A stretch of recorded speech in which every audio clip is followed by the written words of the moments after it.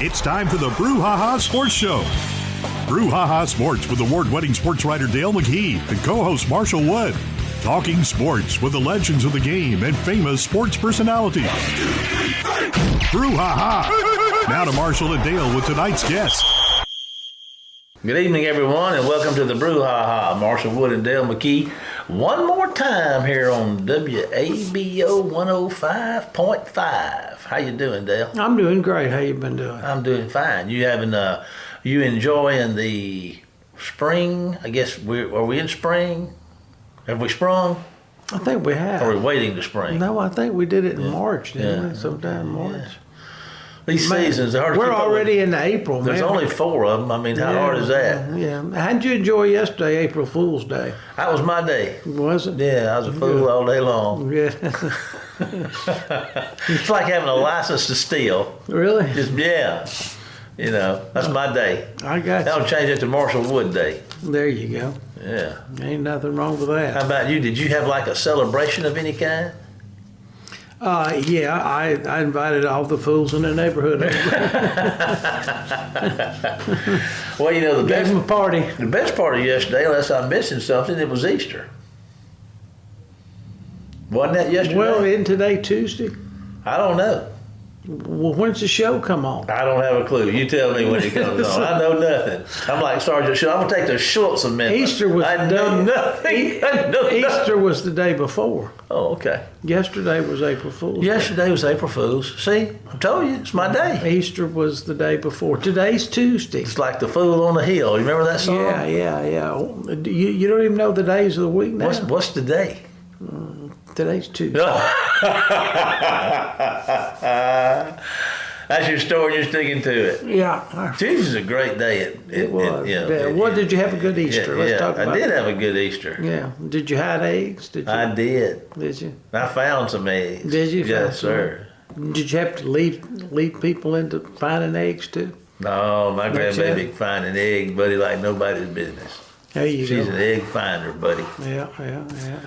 What's going on in the world of sports? Well, I think it's just a lot of basketball and Major League Baseball opened last week, but right now we're got a great women's tournament going on in NCAA, great men's tournament, a lot of good basketball going on. Okay, the men's tournament, everything's it's in process. Everything's set. Where are the women? Are they into the final thing now? Yeah, they're going to Final Four. Yeah, well, last night they finished up. Monday night. All right. I better say the days of the week so I don't confuse you. They finished up last night, so they'll go to Cleveland, Ohio this Friday and Sunday. Cleveland. Yeah, and the men are going to Phoenix, Arizona. And so the men's are kind of set because we're taping this show. Yeah. We don't have all the Final Four for the women yet.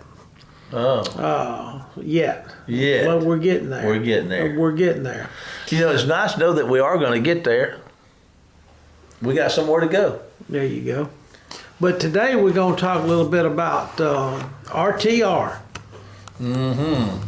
Roll, Tide, roll. Let me guess. Yeah, so all the Alabama fans, y'all pay attention. We got a great guest, Kirk McNair, longtime sports writer in Alabama, former sports information director at the university.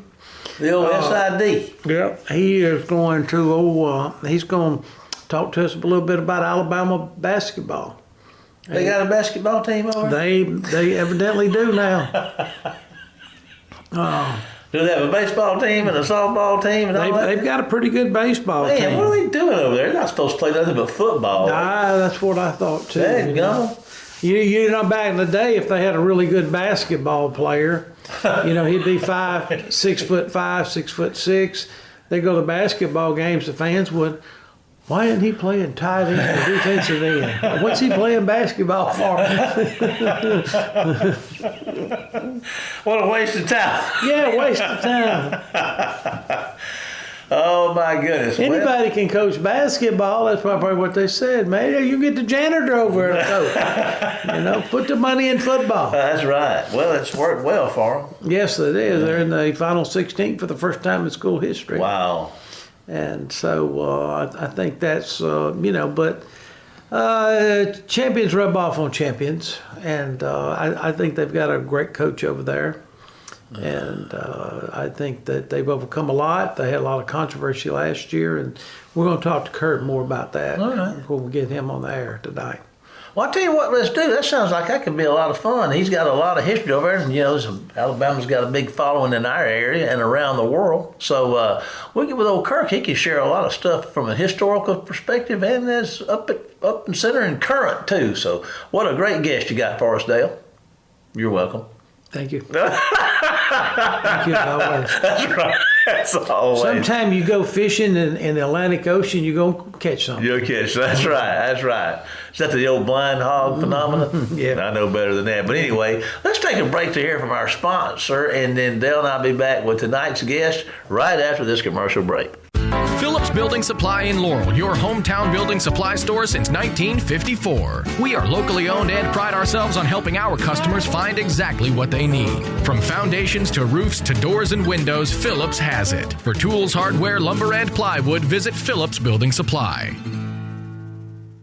Welcome to the show, Kirk McNair of Alabama Magazine, Bama Magazine, and several other publications. Kirk, tell us about your about what you do and what you're going to talk about today with us. Well, I suspect we're talking basketball. We'll start there, but I'm a columnist and reporter for Bama247.com, which is the Alabama affiliate of 247 Sports.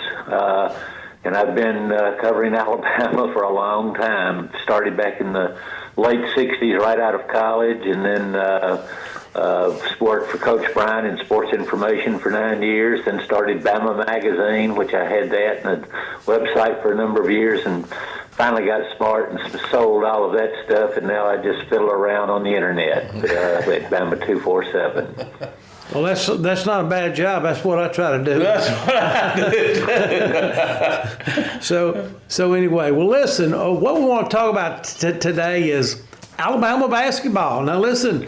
I think this is the first time in the history of our show that we've talked about Alabama basketball. And just tell me what's the feeling over there with the Alabama fans about the basketball team.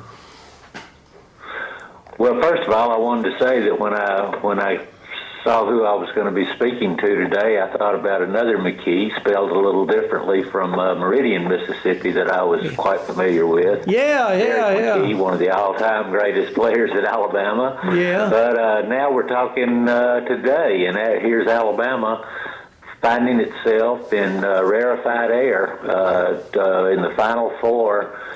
First time for Alabama, but people say that like it's some sort of like they've been failures. There are not very many teams that have made it to the Final Four. It's pretty much been over the years a blue blood invitational, and there are I'd say UConn certainly is blue blood. But there we've got North Carolina State, which has won a national championship, but it was way, way, way back when they were. And it was sort of tainted by a little bit of information that came out following the game. And then Alabama, of course, and Alabama will be playing UConn, the hard part. And on the other side of the bracket, North Carolina State against Purdue. Alabama's played Purdue this year. Alabama played a very, very tough non-conference schedule that included Purdue, and Bama lost most of those tough games, including one to Clemson in the pre-conference season, but they got revenge against Clemson in the NCAA tournament, and if you can only win one of those two games, I'd rather win the one in March than the one in November, which is when Alabama had played Clemson. So Nate Oates has it going pretty well at Alabama. He's recently been rewarded for what he's doing with a contract that starts at $5.5 million a year, which he'll just have to struggle along on for a while until it finally gets up to $7.5 million a year. And that'll also come at a cost to anybody that wants him, because his buyout is $18 million. And Nate Oates has done a great job at Alabama. He's very, very well appreciated by the Crimson Tide basketball community, which you might think is not very big. Alabama unquestionably is a football school, but they've had some highlights in basketball along the years, and now have reached the greatest ever in the NCAA tournament for Alabama. Yeah, so you brought up an interesting point about the Blue Blood Invitational when we always had a Duke or North Carolina or someone like that. But, you're looking at the teams that's made the Final Four. And you mentioned North Carolina State. They hadn't been there since '83. And this is only like their fourth time to the Final Four in the history of their program. Alabama's making the first. Purdue hadn't been here since '80, and they're making their third appearance. Then you got Connecticut, that this is their eighth appearance, and they've actually won the tournament 5 times. But the game the other night against Clemson, Alabama looked terrible at one point. It was like 26-15. And they just weren't knocking down their threes, and they're noted for the threes. I remember last year when I started taking a little interest into watching them play, they just shot more threes than anybody I know. Is that just a Nate Oates trademark, threes? Let's go for threes instead of twos? Definitely. Nate Oates' plan is to shoot either a three or a shot at the rim, layup, put back, those sorts of things, fast break stuff. Yeah. A mid-range two is the least efficient shot in basketball. It's a hard shot, and it's only 2 points. You take a hard shot from the 3 points, obviously that's better. Shots at the rim are much higher percentage. So it's a matter of, he was a math teacher before he became a basketball coach, and it's a matter of analytics that you get more bang for your buck when you shoot the high percentage at the rims and the high payoff threes. So that's not that they never shoot the mid-range twos, but they're not the most desired shots. Well, what's interesting about him, if I'd had him on this radio show 10 years ago, I'd be talking to a high school coach, wouldn't I?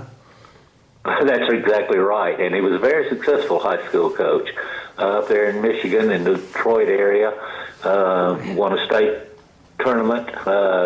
So I suspect the basketball around Detroit's pretty good. So he knew what he was doing. He got hired by Hurley. One of the Hurley brothers is an assistant coach at Buffalo, and when Hurley went on to Arizona, he got the job at Buffalo, and I was watching him because he beat Arizona. I'm thinking Buffalo beats Arizona. That impressed me, so I started watching him. Not him, but his results, and I was very, very happy when I saw his name pop up on the list of potential hires at Alabama. Gosh, it's hard to believe 5 years ago now. So he was not unproven. He was pretty much getting it done from a very early start in this basketball coaching business. Well, he's been there, like you said, 5 years, but he's had 3 great seasons already. It hadn't even been. He won the conference championship and the tournament in the second year, didn't he? Second, and he won his second and third, or fourth, I'm sorry. His second and fourth years, he won both the regular season and the tournament. This year, he finished 1 game out of first in the regular season.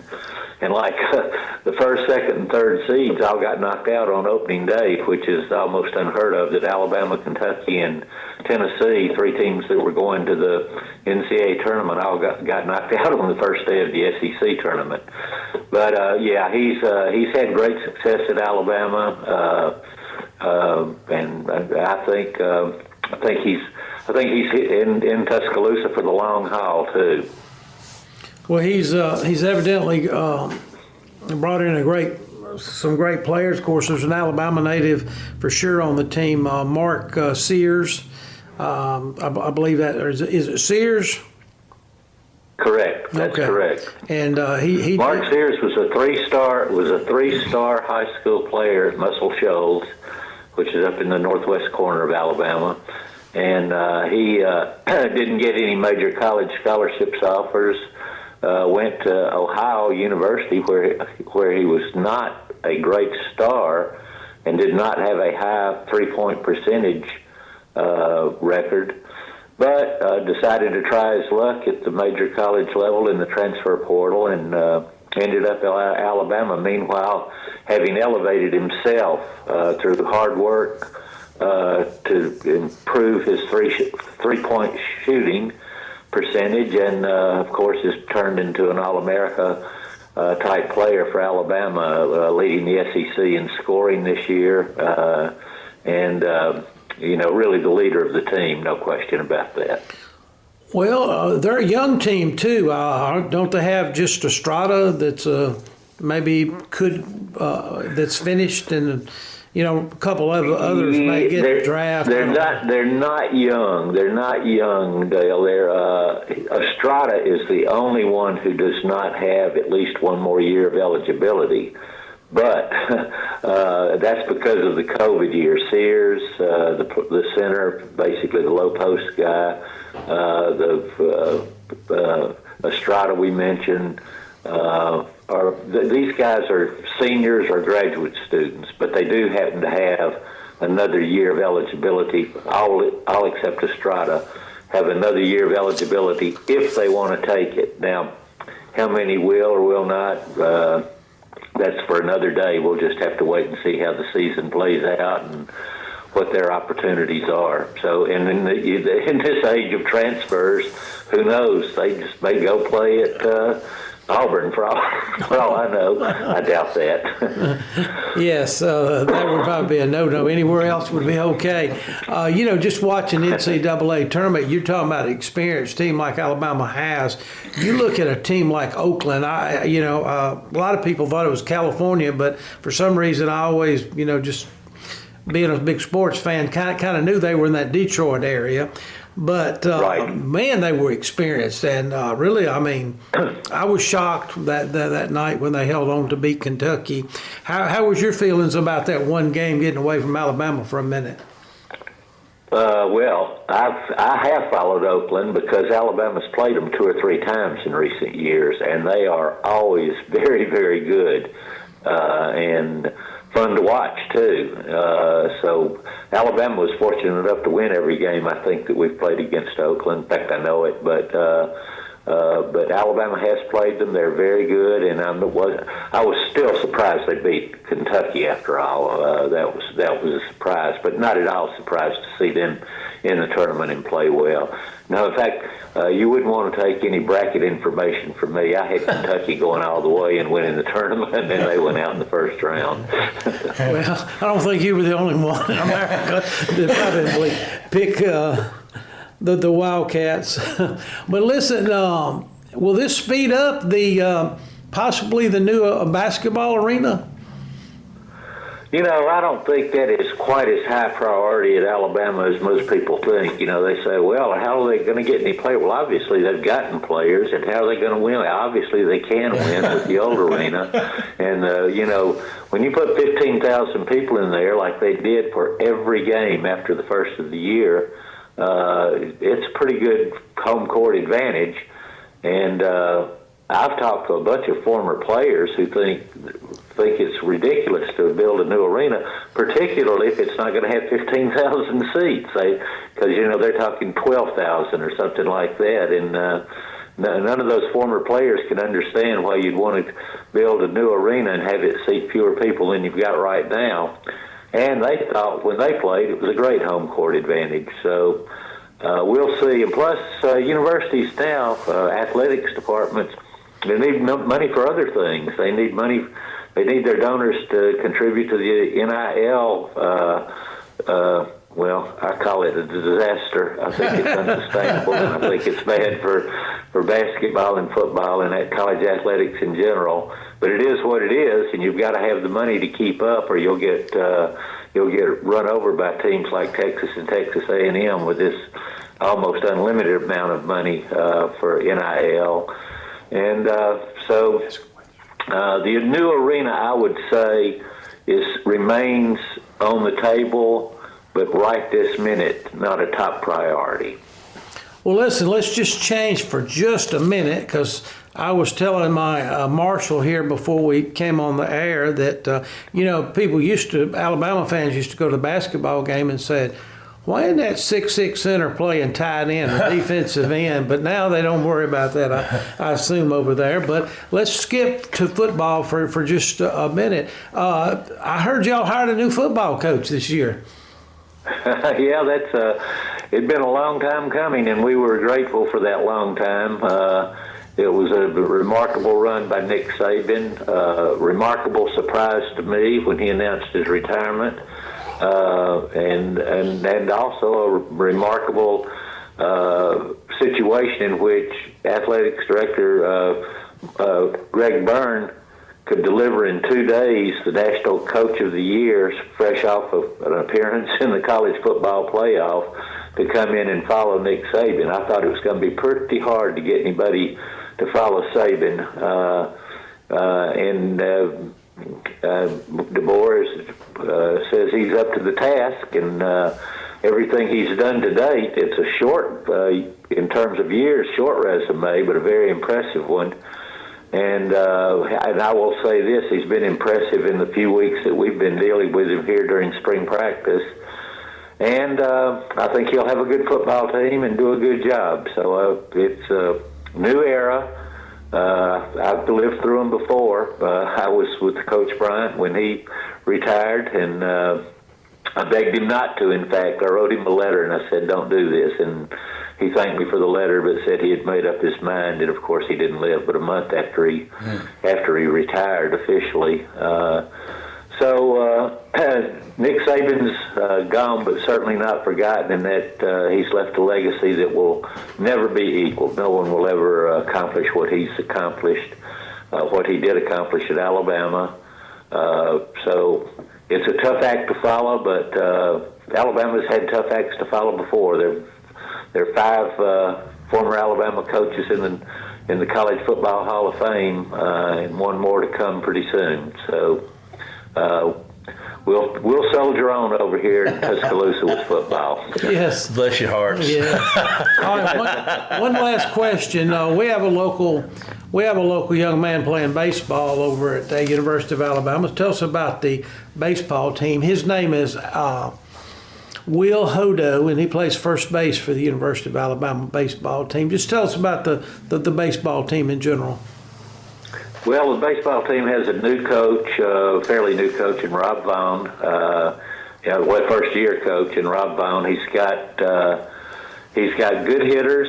The pitching has been tough, but all in all, I don't cover baseball actually at Alabama. I just cover football and men's basketball. But our people that cover it are very impressed with Vaughn, and think that it's just a matter of time before he has a good product over here. And, of course, I know in the state of Mississippi, baseball is a big deal, with Ole Miss and Mississippi State among the very good ones. Southern Miss isn't bad. So Alabama's trying to get up to that level. But, it takes time. Baseball is a tough sport in college because you have so few scholarships, and you need so many players, a lot more players than, say, softball, which gets more scholarships. So it's a tough gig, but Alabama traditionally, over the years, has been pretty good in baseball, so hopefully they'll get back to that. Listen, Kirk, this is Marshall. I kind of warned you when we got started. When you hear from me, it was time to go. So we've had a really good time. I've enjoyed it. Yeah, we appreciate you being with us today. We're going to ask you to hold on for just a second, and we're going to break. But hold on, we'll be right back. But for now, Dale and I are going to take a break to hear from one of our sponsors. And after this break, we'll be back with tonight's final segment. We'll see you after the break. Phillips Building Supply in Laurel, your hometown building supply store since 1954. We are locally owned and pride ourselves on helping our customers find exactly what they need. From foundations to roofs to doors and windows, Phillips has it. For tools, hardware, lumber, and plywood, visit Phillips Building Supply. Welcome back, everybody. Old Kirk, he's a good one. Roll Tide, he says. I tell you what, he was.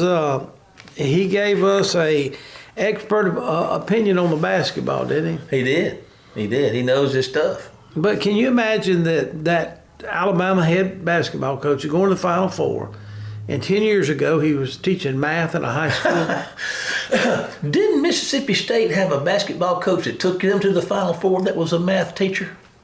Richard Williams. Richard Williams. Yeah. Hey, like that, you didn't see that one coming, did you? Just like, bam, man, I just came out of nowhere, so I got him on the ropes. Well, you know, he made sense from what he told us when he mentioned the math teacher. I didn't know that Nate Oates was a math teacher. But it made sense when he started talking about basketball shots under the goal is a higher percentage. Yeah, I done that. And I was mid-range listening to shots that. are not so good. Yeah. Percentage-wise, why don't you just take a three, you know? Put your money where the points let's are. roll baby. the dice, man. Roll the dice. I thought that was great. I hope all the basketball coaches in America were listening to that. Yeah. You know, that 3-point thing is a big thing. I came across a 3-point thing. A 3-point thing called the headline of the article was a court blunder mars NCAA women's tournament game between Texas and North Carolina State. They didn't have the 3-point line. They weren't the same on each end of the court. They found out afterwards. I did. Yeah. How can you not get that right, Dale? Well, listen. Now, I'm not making fun, but I am making Oh, come fun. on. Come on, make fun. We're here to have fun. But a few years ago, Mississippi High School, there was a state tournament, and there was a boys team that played with the girls basketball the whole game.